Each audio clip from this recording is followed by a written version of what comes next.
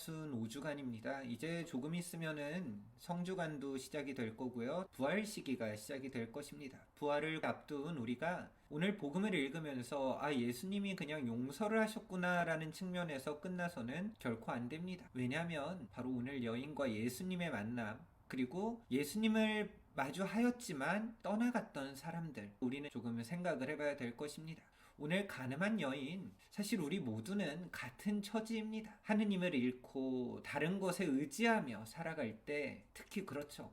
요즘 시기는 아마 더더욱 그럴 것입니다. 아마 각 가정에서 공소예절을 바치기가 생각보다 힘들 것이고요. 시간도 점점 미뤄지고 저녁에서야 맞다, 주일이었는데 아이고 어떻게 하지? 그냥 쉬다가 나중에 성사 봐야지 라는 분도 있을 것이고, 어떤 분들은 저는 기도도 하고 그러지 않습니다 라고 말할 수도 있겠습니다만, 사실 그럴 때일수록 예수님이 오늘 바닥에다가 글을 쓰신 것처럼 다시 한번 글을 쓰실 것입니다. 성경을 보면은요, 하느님께서 직접 글을 쓰신 경우가 총 3번이 등장을 합니다.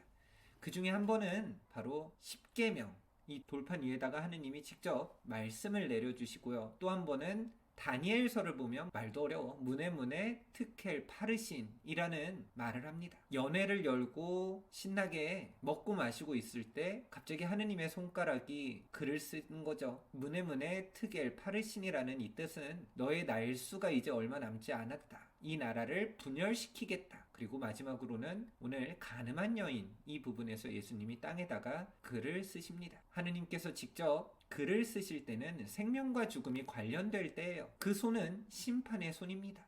다만 그 심판은 생명으로 이끌어내기 위한 손가락이죠. 물론 그 시간, 그 순간은 죽음과 같지만, 십계명이 내려져서 이걸 안 지키면 정말 큰일 나겠다라고 할 수도 있지만, 이걸 지키면 우리는 생명으로 넘어가는구나, 너의 날수를 다 채웠다, 이제 심판을 분열을 시키겠다라는 것도 그 당장은 죽음과 같지만 그들을 다시 성장시키기 위한 하느님의 이끄심, 그리고 오늘 복음도 마찬가지입니다. 먼저 오늘 복음을 살펴봅시다. 2가지 측면으로 우리는 바라볼 수 있어요. 실제로 이 여인은 간음을 했다라고 볼 수도 있는 거고요. 또 한 가지는 우상 숭배를 한 여인으로 바라볼 수가 있습니다. 왜? 간음을 했다면 당시 율법에서는 남자도 같이 끌려와야 되는데 여자만 끌려왔다라는 것은 상대의 남자가 없었다라는 가능성도 있기 때문입니다. 그 여인이 실제적인 간음을 했든 우상 숭배를 하였든 공통점이 한 가지 있죠. 지금 나한테 가장 필요한 신앙인이라면 하느님이 되겠죠. 이 공통점은 지금 저에게는 당신이 필요가 없습니다 라고 하는 것과 같은 모습입니다. 자기가 공부한 지식 혹은 내가 살아왔던 방식, 그것을 믿고 살아가는 것 역시도 단순히 다른 신을 믿는 게 우상 숭배가 아니라 나를 믿는 것 역시도 우상 숭배예요. 내가 배워온 것들, 나의 경험들, 이것을 고수하겠습니다. 저는 당신을 크게 필요하지 않습니다. 그래서 무튼 간음한 여인, 이 여인은 거의 벌거벗은 몸으로써 끌려오게 됩니다. 그 여인은 자신의 몸만 겨우 가린 채 정말 수치스러운 죽음을 목전에 둔 여인이었습니다. 사람들은 그런 여인을 바라보면서 예수님까지 함께 골탕 먹이려는 속셈으로, 사랑이 없죠. 다시 말해서 자신들이 이겼다, 내가 우월하다 라는 그 생각 속에서 예수님과 여인을 같이 심판하고자 합니다. 예수님은 그들 앞에서 땅에 글을 쓰십니다. 처음에 뭐를 썼는지는 잘 몰라요. 그들이 예수님한테 심판을 요구하자 예수님은 다시 한번 글을 쓰시면서 말씀을 하시죠. 죄 없는 이들부터 저 여인에게 돌을 던져라. 2번째 글을 쓰신 것은 전승에 따르면, 교부들에 따르면, 그리고 아르메니아 필사본에 따르면 예수님께서 땅에다가 그들의 죄를 다 쓰셨다고 기록되어 있습니다. 예수님이 땅에다가 그들의 죄를 쓰지 않았으면 어떻게 됐을까요? 아마 그들은 그 여인한테 가차없이 돌을 던질 것입니다. 그리고 예수님한테도 당신이 시켜서 우리는 저 여인을 죽였소, 당신은 사람을 죽이게 한 사람이요 라고 죄를 덮어 씌울 수가 있었겠죠. 하지만 예수님은 그들의 죄를 하나씩 쓰기 시작을 합니다. 사실 우리는 내 죄가 밝혀지기 전까지 다른 죄인들을 굉장히 힘껏 욕합니다. 왜요? 내가 저 사람보다 조금은 더 훌륭하다, 거룩한 자리로 올라갈 수 있다라고 생각하기 때문입니다. 그럴 때 자기의 죄는 보이지가 않아요. 그래서 예수님은 그들의 완고함을 깨기 위해서 그들의 죄를 하나씩 하나씩 땅에다가 적기 시작을 하십니다.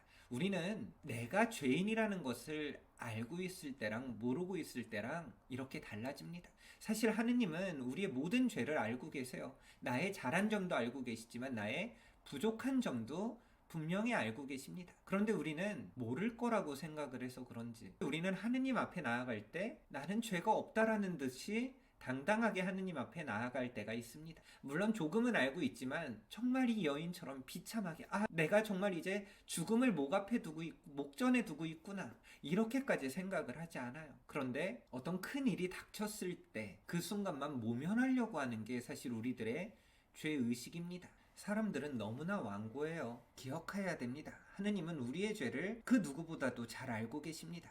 우리에게 필요한 것은 그것을 잘 바라보고 내가 정말 수치스러운 죽음을 앞두고 있음을, 나 정말 비참하구나, 나의 죄로 인해서 내가 이렇게 비참하게 됐구나, 가장 이 절망적인 순간에 우리는 예수님 자비의 빛을 바라볼 수 있게 됩니다. 왜요? 그동안 내가 믿어왔던 것들, 나의 경험, 나의 지식, 나의 어떤 삶의 방식, 이것들이 무너질 때, 내가 쌓아 올린 우상들이 무너질 때 예수님 자비의 빛은 그때 우리에게 들어옵니다. 그래서 나의 죄라는 것을 마주할 때 이 죄에서 나를 구해줄 수 있는 것은 다른 것이 아니라 하느님, 예수님 한 분뿐이시구나를 우리가 깨닫게 될 때 우리는 다시 새롭게 살아갈 수 있게 되는 것입니다.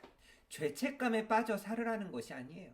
내 죄를 깊이 있게 바라보고 비참 속에 비참함을 느끼겠지만 거기에 사랑은 우리의 모든 것을 덮어줍니다. 좋은 게 좋은 거다라가 아니라 다시 거룩하게 살길 바라는 마음으로 하느님께서는 우리에게 당신 자비의 빛, 사랑의 빛을 부어주십니다. 그게 오늘의 일독서예요. 나는 너의 어제를 보지 않겠다. 다시 죄를 짓지 말고 살아가라고 우리에게 이야기를 하는 것입니다. 분명 죄는 우리를 망가뜨리지만, 그래서 나의 망가진 모습을 바라볼 수 있겠지만 하느님의 사랑은 구겨진 나를 다시 이 여인을 살리듯이 펴준다라는 것입니다. 어떤 강연자가 이런 말을 했습니다. 1,000원짜리 지폐가 있습니다. 이 지폐를 꾸기고 침까지 뱉고 발로 짓밟는다고 할 때 1,000원짜리면 안 갖고 갈 수도 있겠지만 이게 1,000억짜리 수표라고 해봅시다. 1,000억짜리 수표 제가 이렇게 던져버리고 정말 더러운 짓, 대소변을 봤다고 할 때 1,000억짜리 수표를 여러분들은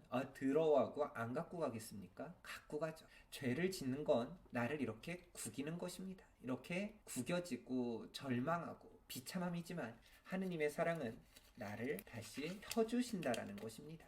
이렇게 펴주시고 나서 다시 말해 우리의 가치를 하느님은 잊지 않으신다라는 것입니다. 죄가 그것을 없는 것처럼 이렇게 만들어버릴지라도 예수님의 손가락은 그런 우리를 펴주십니다. 죄라는 것은요, 분명히 나쁜 것입니다만 우리는 죄를 안 짓고 살아갈 수가 없어요. 우리가 너무나 나도 모르게 교만한 나머지 하느님 없이 나는 살아갈 수 있다라고 오늘도 이야기를 할 것입니다. 다만 그랬던 내 자신, 그래서 비참해질 수밖에 없었던 내 자신을 마주하고 난다면 우리는 다시 예수님한테 돌아가게 되는 것입니다. 우리가 예수님한테 나아갈 때 필요한 게 뭘까요? 바로 죄입니다. 예수님은 그것 때문에 우리에게 오신 분이시거든요.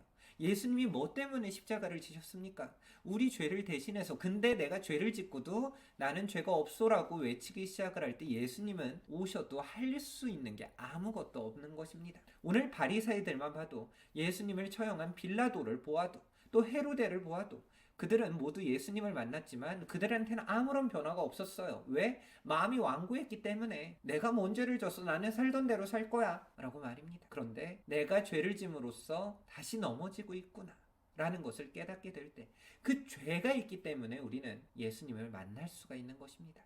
자신의 비참함 속으로 들어가기 시작을 할 때 비참과 자비는 만나게 되는 것입니다. 물론 우리에게 한 가지 걱정이 있겠죠. 내가 과연 다시는 죄를 짓지 않고 살아갈 수가 있을까? 그래서 오늘 이 독서에서 바오로 사도가 말하는 것입니다. 우리는 그 길을 향해 달려나갈 따름입니다. 내가 기다 아니다 나를 판단하지 말고, 우린 아직 왜 완성되지 않은 사람들이기 때문에 우리는 끊임없이 달려나간다. 목표는 뭘로? 예수님으로 달려나가는 동안 물론 죄도 많이 짓겠죠. 그리고 그 죄의 달콤함을 맛봤기 때문에 거기서 어떻게 해방을 될까? 어떻게 내가 이것을 놓고 살아갈 수 있을까? 어느 한 형제님의 이야기가 신앙생활을 거의 42년 동안 해왔어요. 하지만 뭐 그 안에서 신앙생활을 하면서 인간들 신자들과의 관계적인 재미는 있을 수 있었겠지만 하느님 체험이라는 부분은 없었습니다. 그러던 그분이 어느 날 우연히 성체조배를 하다가 성체 안에 현존하시는 예수님을 마주하게 되고 온갖 행복, 여기가 바로 천국이구나. 하느님이 주시는 평화는 이렇게 행복하구나. 그냥 여기서 평생 머물고 싶다라고 생각을 하게 되었습니다. 그러다가 문득 이런 생각이 들었습니다. 내가 이 행복을, 이 평화를 계속 느끼려면 정말 이제 술도 끊어야 되고 이것도 끊어야 되고 저것도 끊어야 되겠구나 라는 생각을 하면서 순간 그분에게 두려움이 올라오기 시작을 했어요. 내가 그거 없이 과연 살 수가 있을까? 그러다 보니까 성체조배를 하면서 느꼈던 행복과 평화가 싹 사라지기 시작했습니다. 우리 모두 이런 걱정들이 있죠. 이 죄의 이 재미를 맛본 우리가 거룩하게 살아갈 수 있을 4월 8일 은수자인 이집트의 성녀 마리아 기념일입니다. 이 성녀는 5세기 이집트 출신인데 12살 때부터 집을 나와가지고 지방에서 매매춘을 했습니다. 매매춘을 정말 긴 시간 동안 하다가 문득 예루살렘에 가고 싶다는 생각이 들어서 배를 타고 예루살렘으로 향했습니다.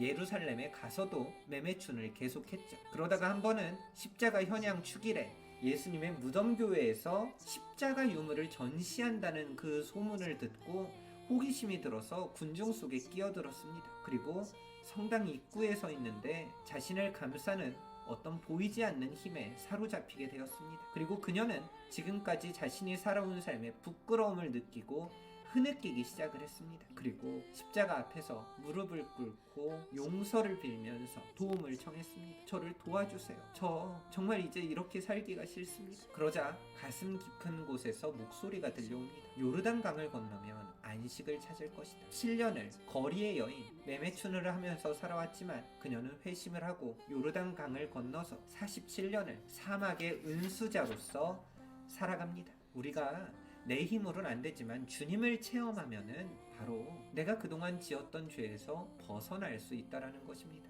하지만 바리사이들처럼 율법학자들처럼 기존에 자신이 갖고 있던 것을 계속 갖고서 살아가려고 할 때 우리는 결코 예수님 앞에 내어드릴 것도 없고 예수님을 만날지라도 변화되기는 힘들 것입니다. 하느님의 정의는요, 손가락, 징벌이 아니라 용서로 이루어집니다. 오늘 수많은 사람들이 예수님과 함께 있었지만 새 생명을 얻은 이는 오히려 가늠한 여인 한 명이었습니다. 하느님의 정의는 징벌이 아니라 용서로서 이루어지고 그 용서를 체험한 이들은 새 생명으로서 새롭게 살아가게 됩니다. 다만 용서를 체험하기 위해선 내가 그동안 합리화했던 죄, 모른 척하고 넘어갔던 죄, 나의 무지했던 죄, 그 죄를 하느님 앞에, 예수님 앞에 봉헌해야 됩니다. 어느 성인이 무릎을 꿇고 하느님께 간절히 기도했습니다. 하느님, 제 평생 소원은 다시는 당신 마음을 상하게 해드리지 않는 것입니다. 제가 죄를 짓지 않을 수 있도록 필요한 은총을 주소서. 그러자 이 기도를 들은 하느님이 크게 웃으면서 말씀하십니다. 사람들은 모두 똑같은 은총을 구하는구나. 그런데 내가 그런 은총을 모든 사람에게 준다면 도대체 나는 누구를 용서해 줄 수 있단 말이냐. 우리는 내가 중요해서 무결하게 살아가고 싶습니다만 하느님한테 중요한 건 우리가 새롭게 정결하게 살아가는 모습일 것입니다. 사순식이 예수님의 불쌍한 십자가만 바라보는 것이 아니라 우리들의 비참함, 그 비참함을 당신의 모든 십자가에 끌고 가시며 우리에게 말씀하실 것입니다. 다시는 죄를 짓지 마라.